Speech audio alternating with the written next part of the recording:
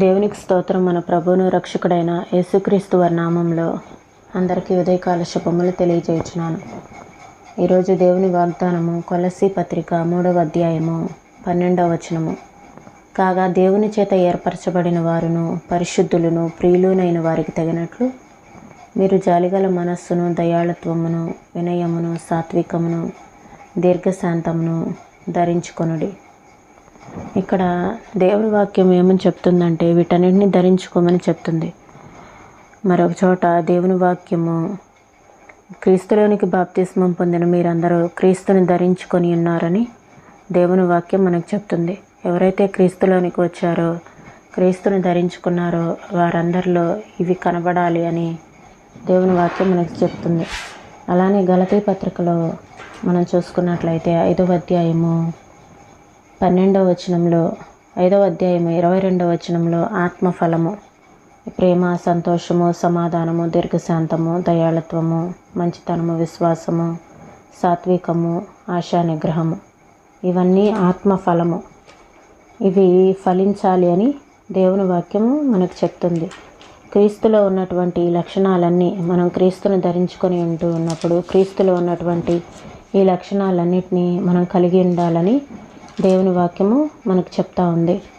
అయితే మనస్సు అనేది రాను రాను తరిగిపోయి కఠినత్వం ఏర్పడుతూ ఉంది.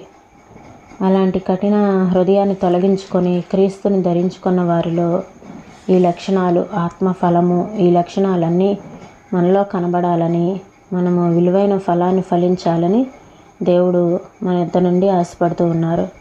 జాలిగల మనస్సు, దయాళత్వము, వినయము, సాత్వికము, దీర్ఘశాంతము, వీటన్నిటినీ మనలో ఫలించాలి అని ప్రభు మన వద్ద నుండి ఆశపడుతూ ఉన్నారు. ఒక వృద్ధుడు ఎక్కడికి వెళ్ళినా ఒక డబ్బాలో నూనె తీసుకొని వెళ్ళేవాడట. ఏదైనా తలుపు కిర్రుమని చప్పుడవుతుంటే కాస్త నూనెని ఆ తలుపు బందుల మధ్య పోసేవాడట. ఏదైనా గడియ తీయటం కాస్త కష్టంగా ఉంటే నూనె రాసి తేలికగా వచ్చేలా చేసేవాడట. ఇలా తన దారిలో కష్టంగా ఉన్న వాటినన్నిటినీ నూనెతో మెత్తన చేస్తూ తన తర్వాత వచ్చే వాళ్ళకి సౌకర్యంగా ఉండేలా చేసేవాడు. అతన్ని అందరూ పిచ్చివాడనేవారు. కానీ ఆ వృద్ధుడు మాత్రం తొణకకుండా డబ్బా ఖాళీ అయినప్పుడల్లా దాన్ని నింపుకుంటూ తన పని తాను చేసుకుంటూ పోయేవాడు. చాలా జీవితాలు ప్రతిరోజు ఇలాంటి చప్పుళ్ళు చేస్తూ భారంగా, చిరాకుగా మూలుగుతూ ఉంటాయి. ఏదీ సవ్యంగా జరగదు. వాళ్ళకి సంతోషము, సాత్వికము, వివేచన అనే నూనె అవసరము. అవునండి, మన కుటుంబ జీవితాల్లో, మన కుటుంబంలో సమస్యలు, చిరాకులు, భారాలు ఇవన్నీ ఉంటాయి. ఇవన్నీ ఉన్నప్పుడు సంతోషం అనేది కనబడకుండా ఉంటుంది. అలాంటి వాళ్ళకి ఇవి కావాలి, ఈ నూనె అవసరం. మనకి ఈ నూనె కావాలి. ఏంటంటే సంతోషము, సాత్వికము, వివేచన అనే నూనె మనకి కావాలి. నీ దగ్గర నూనె సీసా ఉందా? నీ సన్నిహితులకు సహాయపడటానికి ఉదయం మొదలుకొని సిద్ధపడి ఉండు. దిగులుగా ఉన్న హృదయానికి ప్రోత్సాహం అనే నూనె రాయి. అది ఆ హృదయానికి ఎంత ఆదరణకరమో కదా. మనం దిగులుగా ఉన్న వాళ్ళని ఎవరినైనా మనము వాళ్ళని వెన్నుతట్టి ప్రోత్సహిస్తూ ఉంటే మనలో ఉన్న దిగులు అనేది మాయమైపోతుంది. వెన్నుతట్టి లేవనెత్తే ఒక్క మాట, ఆ మాటను పలకటానికి బద్ధకించకు. జీవిత గమనంలో మన జీవితం కొన్ని జీవితాలకు ఒక్కసారి ఎదురవుతుంది. అవును, మన జీవిత ప్రయాణంలో కొంతమంది వ్యక్తుల్ని మనం ఒక్కసారే కలుసుకుంటాం, తర్వాత కలుసుకోలేకపోవచ్చు. అలాంటి సందర్భంలో అక్కడి నుండి విడిపోయి మరన్నటికీ మనం వారిని కలుసుకోము. మన దగ్గర ఉన్న జాలి అనే నూనెను కష్టాల్లో ఉన్న అనేకమైన జీవితాల మీద పోసి వాటిలోని ఘర్షణను, రాపిడిని మెత్తగా చేయగలిగితే రక్షకుని విమోచన వాత్సల్యానికి ఆ హృదయాలను సిద్ధపరచగలిగితే మన విధిని మనం నిర్వహించినట్టే. మనం క్రీస్తుని ధరించుకున్న వారము, క్రీస్తులోనికి బాప్తిస్మం పొందిన మనము ఇతరుల జీవితాలలో జాలి అనే నూనెను మనం కష్టాల్లో ఉన్న వారికి అందిస్తే మన రక్షకుణ్ణి వారికి చేరువ చేసినట్లే, వారికి దగ్గర చేసినట్లే.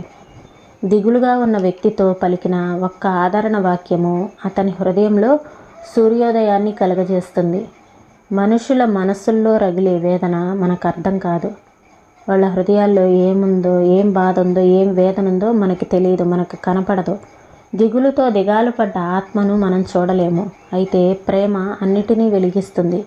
పగులుతున్న గుండెలని, రగులుతున్న ఆత్మలని దిగులు మాన్పించి సేద తీర్చేలా జాలి చూపిద్దాం. సహోదర ప్రేమ విషయంలో ఒకని యందొకడు అనురాగము గలవారై. రోమాపత్రిక 12వ అధ్యాయము 10వ వచనము.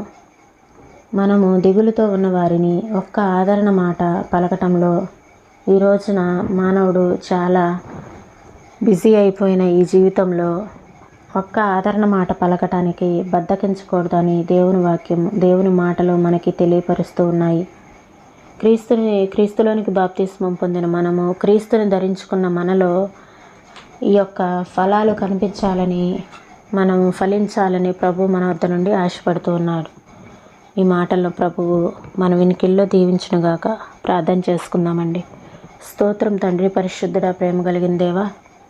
అయ్యా నా తండ్రి, నాయన ప్రభ, మిమ్మల్ని ధరించుకొని ఉన్న మేము, నీలోనికి బాప్తిస్మం పొందిన మేమందరము నా తండ్రి, నాయన ప్రభ, మాలో ఈ యొక్క విలువైన ఫలము ఫలించాలని మీరు ఆశపడుతూ ఉన్నారు నా తండ్రి.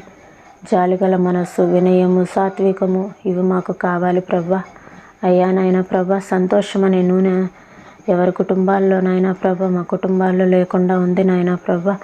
అటువంటి సంతోషము, సమాధానము నా తండ్రి, నాయన ప్రభ, వివేచన అనేటువంటి ఈ నూనెను మాకు అనుగ్రహించమని వేడుకొంచున్నాను తండ్రి. మేము ఇతరులకు అందించగలిగేలా నాయన ప్రభ ఒక్క ఆదరణ మాట నాయన ప్రభ ఇతరులకు నాయన ప్రభ అందించే దానిలో బద్దకించకుండా తండ్రి, దేవా, తండ్రి ప్రభ విలువైన ఫలాన్ని ఫలించినట్లుగా సహాయం చేయమని అడుగుచున్నాను ప్రభ. స్తోత్రాలు చెల్లిస్తున్నాను నాయన ప్రభ. ఇంకా నా అనేకులకు నా తండ్రి ఈ ఆదరణ వాక్యము పలికి నాయన ప్రభ అనేకులు మీ వద్దకు రావటానికి నాయన ప్రభ మేము నాయన మీ చిత్తానుసారంగా నాయన ప్రభ వీటిని ధరించుకున్నట్లుగా మాకు సహాయం చేయమని, నీ కృపను అనుగ్రహించమని, మీ నామానికే మహిమా, ఘనత, స్తుతులు, ప్రభావాలు పొందుకోమని యేసయ్య పరిశుద్ధమైన నామంలో అడిగి వేడుకొంచున్నాం తండ్రి.